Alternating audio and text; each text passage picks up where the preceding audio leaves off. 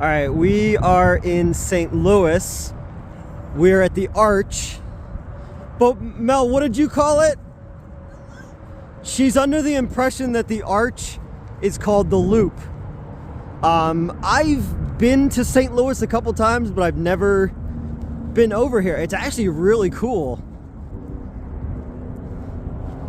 I'm with Mel Heflin and James Dean, and we're going and we're checking out St. Louis at the Arch. I slid the table closer so that now we don't have so much headroom. So smart. Because I'm a filmmaker. All right, who are you? Oh, I'm Mel Heflin. It's Mel Heflin. Like, people don't know who you are. They do? I don't know. You've been, well, all you've been saying for the last 2 days is how famous you are while shoving food in your mouth. Oh, wait, that was somebody else.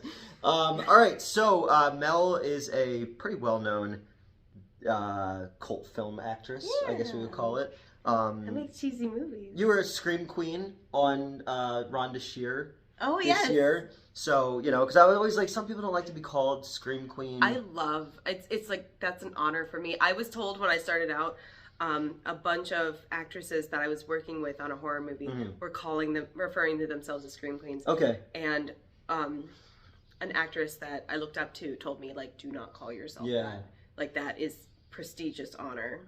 And I think after over 100 films and you know, earning an official certificate. It was so cool when you. So I knew you were doing that show.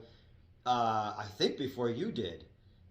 And then when I didn't say anything about it, because I was like, and then you called me about it, and I was like, oh, okay, good, now I can talk about it. Because the writer and producer on that show is a friend of mine. That's awesome. Yeah, and then you had Jessa, who we're working with today. I love Jessa. Oh, I get to see her today. It's funny, like, you and her have been in a ton of Donald Farmer movies that I've worked on.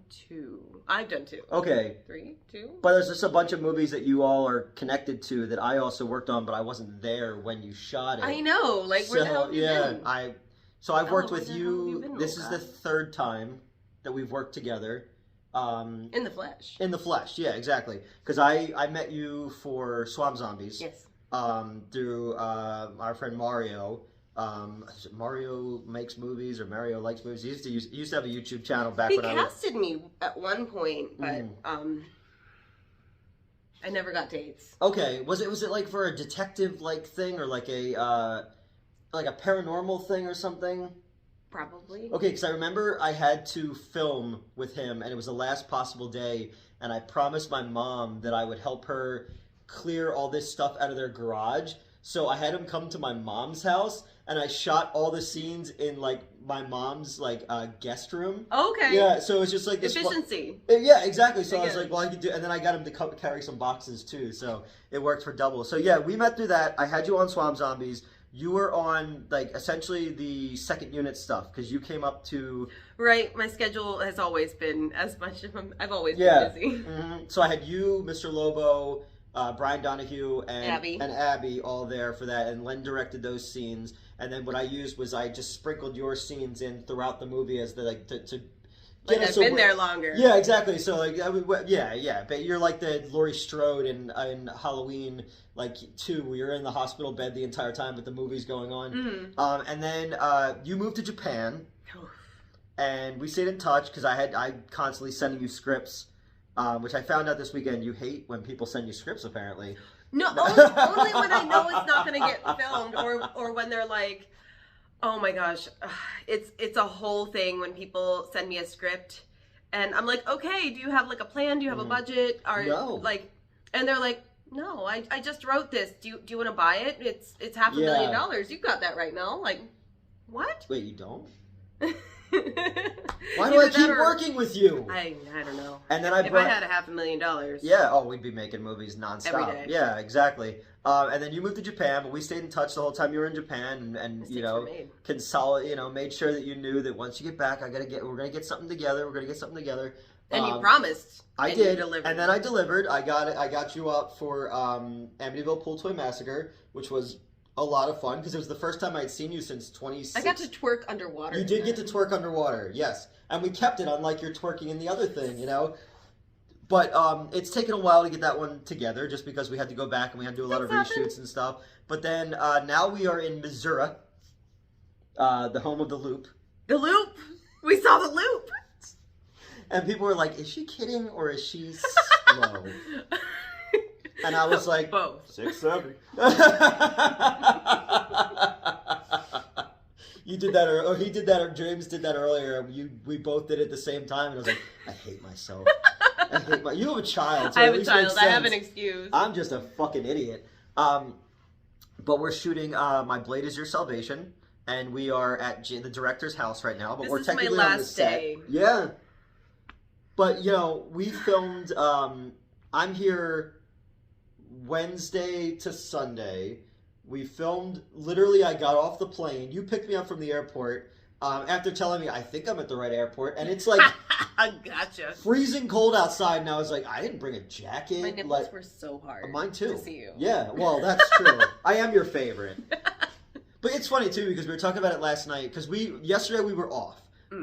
And we worked until 5 a.m.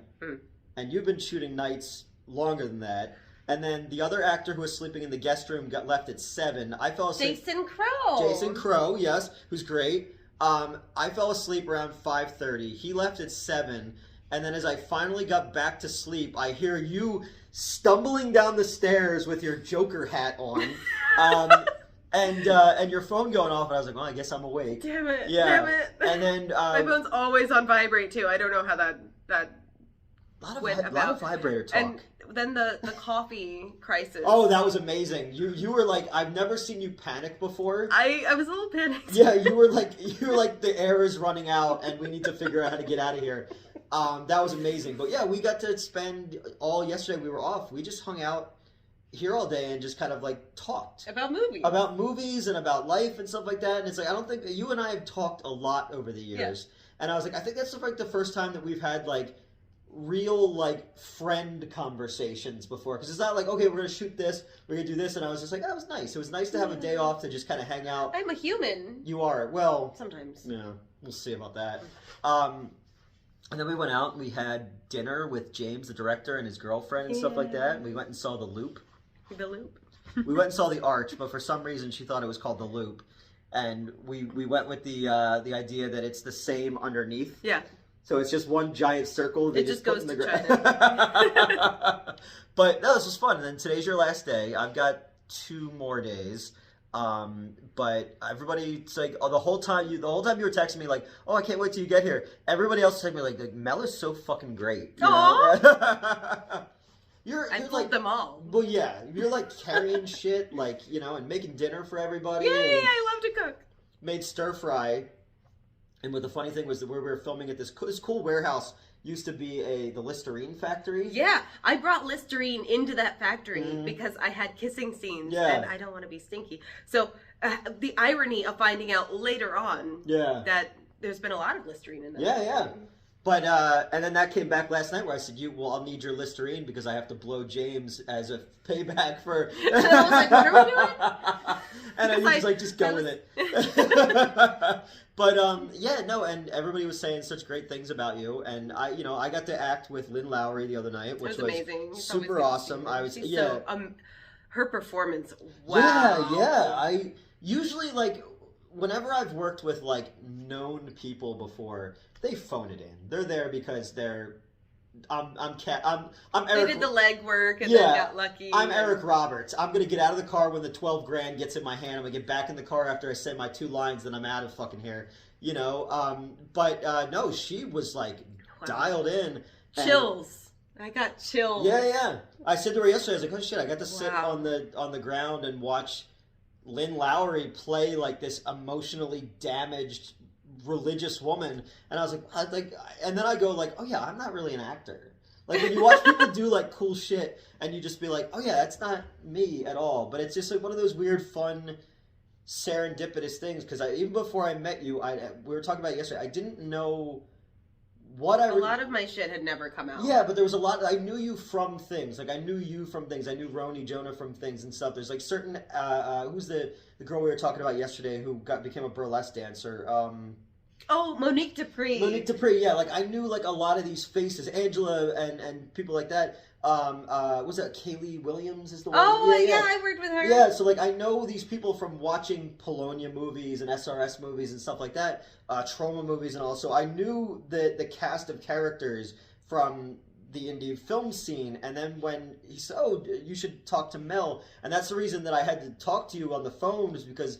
I don't remember that phone call. I do. I remember wandering around my apartment in Collingswood, New Jersey over it, because I was really worried that we'd worked with a couple other indie film people that it's a mixed bag. Yes, and they turned out to be fucking nightmares. So, and Mario was like, no, I've never actually met her, but she seems really cool. So I kind of was like, feeling you out. I was out of my diva era. Yeah, and pushing your buttons and stuff like that to figure out who you were. And I was like, I don't know, she seems really cool. And just like down with like what we were trying to do. And it was such like not a load-bearing script and stuff like that. But then like you and I just kind of, it's one of those things where like you and I just kind of got on like a house fire. Like we kind of got it right away. I was like, oh, okay. And I like having you on set just because like, I told you yesterday, I called you the Swiss Army knife of B-movie actresses. This isn't blowing smoke. Like, I've seen you play super serious. I've seen you play goofy bimbo. I've seen you play scary. I've seen you play action. You know, so I was like, I love all of it. Yeah, and I was like, but you can really do it all. And then on top of that, like, you're on set, you're making people food, you're carrying stuff. You were on the call sheet as emotional support human. I love that. But so, okay, what's the first movie that you did that came out? Oh, Scarlet Rain, my very first movie. Was? Okay, all right. Of all, because you've been in over 100 movies now. Probably over 150. Wow. But just so much never came out. Yeah, never came out. Like, what if people had to go look for one movie to like your calling card? What would it be? It would either be Mrs. Claus, okay, aka stirring, get the stirring cut when possible, or a recent one that I really love is Return of the Corn Zombies. Yeah. It's funny. I watch a channel called Movie Timelines, and he always has really, really nice things to say about you, even in less movies. So he's always bringing up... Did he do the Camp Blood movies? He did all the Camp Blood movies. Okay, and I commented on that. I was like, hey! Yeah, because he did Stirring as well. He did Mrs. Claus as well. Okay, and he had really, I'll need to check that out. Yeah, and he had really, really nice things to say about you. So I like when, like, whenever I know that my friends are in something, and when it comes to, like, a YouTube channel, I'm, like, at the defensive. But then when you gotta get ready. And then when they say nice things about you guys, like, because even, like, Red Letter Media did Debbie Does Demons, and they were not nice to that movie, but they really liked Jessa to the fact where they all signed up for her OnlyFans. Oh my god! And I was like, okay, I'm cool with that then, you know. That's pretty cool. Because it's like, you know, people don't say like you're not a bad actor. It's just like you're working with the material you're given. Right, and you're giving them a director. People are so quick to call an actor bad, but it really does depend entirely on the script, the way we're directed, and you know, like. We're people pleasers as humans, so we're really trying to make the director happy. Look, it's James, the director. Look at you. Oh no! I didn't realize you were Holy shit. I'm sitting here. I thought you guys were just casually having a conversation. I'm sitting here about to like pull props out. My bad. Do you want that? Do you want to come over? No, it's staying in there. We can move it. I'm literally fresh from the Come shower. over here and sit in your lap. Yeah. I'm not going to fit there. I'm too big. Here, you sit down here. I'll move here. That's fucking funny. Look, everybody, it's the director. So what's up? Are we live? Yeah, no, I'm just gonna make this an episode. This just like drops because I'm trying to. Well, remember we were talking last night about my new YouTube video drops. That's that. that could be like the little advertisement. Yeah. Yeah. What are you up to in your memoirs?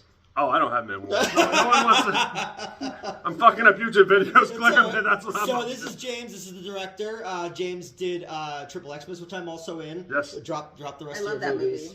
Movie. Thank you. Thank you. We just had Absolution drop, which is like a revenge thriller. Yep. We shot that before Triple Xmas. Yeah, I remember that. And now we're working on My Blade is Your Salvation. If you haven't already, you really should go to the Indiegogo and pre-order it because we're fucking great in this. Yeah, yes. I'm not great in it. I'm just behind the scenes. They are great in this. No, but I think like even watching from where we started with, because when you asked me to be in Triple Xmas, I didn't really know your stuff that well. I knew you like the YouTube stuff and all that you were doing, but I didn't know. And then from watching you from the first day of that to the other night when we were shooting, I was like, oh wow, he's like evolved For sure. beyond that. That's always the plan, though, is to evolve. And also just like part of the evolution is making sure you have enough time to accomplish these things, because you can't, well, and also you're making a giallo, essentially a giallo, and it's always been my dream was to do a giallo because I'm obsessed with giallos. So even I was asking you the other night, I was like, oh, is this character named Novak because of Mel Novak? And you're like, that's not what I thought, but now I'm going to tell people that.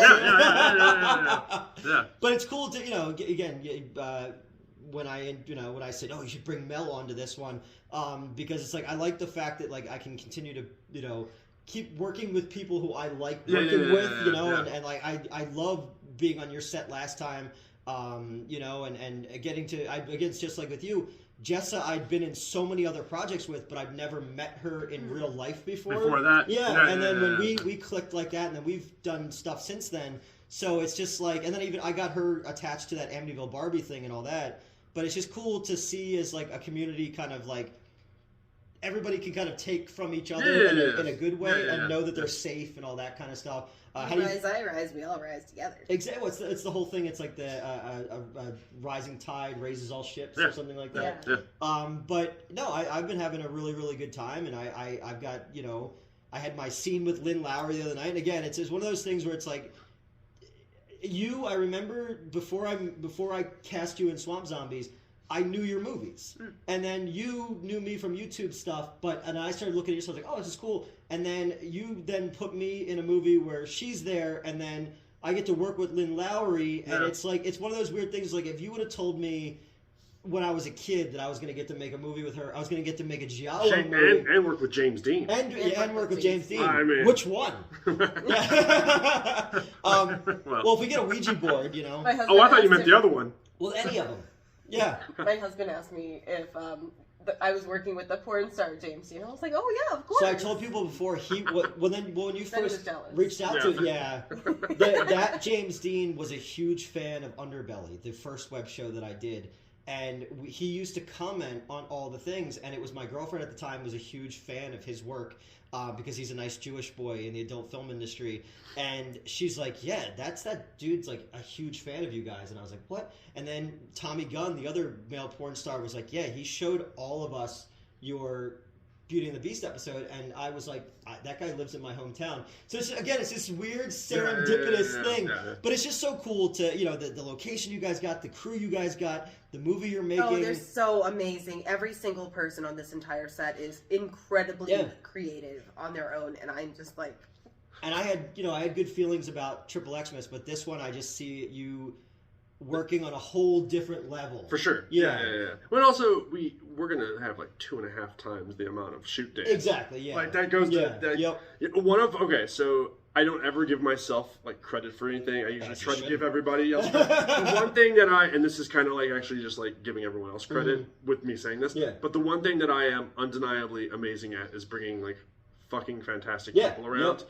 And like every single person has been incredible. That is a skill set. Yeah. And having that is way more important than being good yourself. Yeah. Well, again, it's the whole thing. It's like if you have talented people around you, they're going to make you look far more competent and talented. And also, you will, like when you work with people, you will do better when you're working with people that are better than you. Because you got to raise yourself too. Yeah. I've been on sets where it's the opposite, where everybody thinks, well, I can sit back now and let somebody else do the heavy lifting. But no, you were just watching everybody, and it's fucking cold outside the other night. We're leaving at 4 o'clock in the morning. Everybody's hiking stuff up and down the thing. And it was also cool. I haven't seen you. Well, you came out for the Triple Xmas premiere the year after the movie came out. Yeah.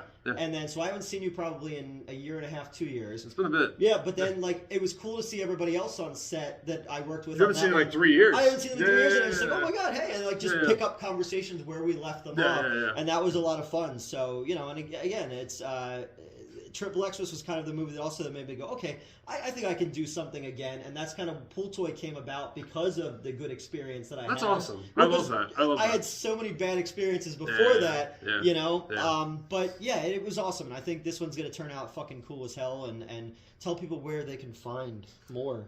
MonsterKidFilms.com, Indiegogo. You can look up My Blade Is Your Salvation. James Dean on Facebook. The Indiegogo's in my link tree. At Mel Heflin at Instagram, click the link tree, and then you can pre-order. There you go, and Mel's in the Discord as well. for the schlock and all that kind of stuff. So we're all just cross-pollinating each other. I was telling everybody, did you know that the loop actually goes 250 feet underground? And everybody's like, wow. And I'm like, I'm just kidding. So a guy last night sent me a message, because there's a picture of the three of us in front of the thing, and some guy sent a message. He's like, it's weird. I've been on a lot of film sets, and usually the director and the actors don't get along. So are you guys just pretending? And I was like, oh yeah, I hate these people. Well, we got a 4 o'clock to 4 a.m. today. I've got my big dialogue scene. You've got your last scene. And, it's a big dialogue. Yeah. And very serious. Yeah. Very serious. And when are you looking for this to be out? I'm leaning towards early 2027. Okay. Because after post, Voyager is doing the score, so that I want to give them a couple of months. Yeah. So possible end of this year, but it's likely 2027. And I'm trying to inch him towards having my guy do a really cool painted Giallo style poster for you, because that's like something else. Because I have the 2 XXX posters framed in my office of everything I've worked on, and I was like, oh man, I was thinking the other day, I was sitting in my office doing it, so I was like, how cool would a fucking Giallo poster look right there, you know? You are absolutely right. I have a question. No. Are you sure you're not from the Midwest? Because No. Midwest, we always like say goodbye like 4 or 5 times. And he's like, yeah. about to wrap it up now, but let's talk about posters. It's the long goodbye. People yeah. watch this shit and they're just like, hey, what do these idiots have to say? I have learned to Irish goodbye. Oh, just peace out. What did I say? Your girlfriend last night just throws down a smoke pellet and vanishes. Yeah. Because the bill came. I may never see you again. I'm like, what did I do wrong? That's funny. Suffocate. All right, well, we're off to set to do, how many days is this for you guys so far? This is 8 for me, 7 for you. But also you've been here longer, so I don't know how many. 2 for me. My Blade is Your Salvation. Mel Heflin, James Dean, me, and we're going to go make a movie in the Midwest.